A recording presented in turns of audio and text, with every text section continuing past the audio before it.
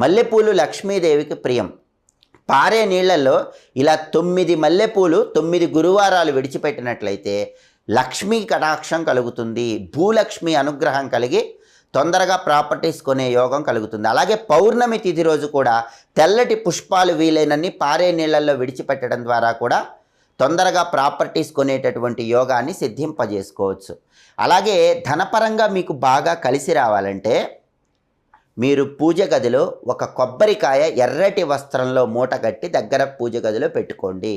ఏ ఇంట్లో అయితే ఎరుపు రంగు వస్త్రంలో కొబ్బరికాయ మూట కట్టి ఆ మూట పూజ గదిలో ఉంటుందో ఆ ఇంట్లో పరమేశ్వరుడి అనుగ్రహము, లక్ష్మీదేవి అనుగ్రహము పరిపూర్ణంగా ఉండి ధనపరంగా అదృష్టం బాగా కలిసి వస్తుంది. కాబట్టి కార్యసిద్ధితో పాటు ధన ఆగమనం పెరగాలంటే ఈ శక్తివంతమైన పరిహారాలు పాటించి సకల శుభాలను సిద్ధింపజేసుకోండి. మీకు ఇంట్లో ఉన్న అన్ని బాధలు పూర్తిగా తొలగిపోవాలంటే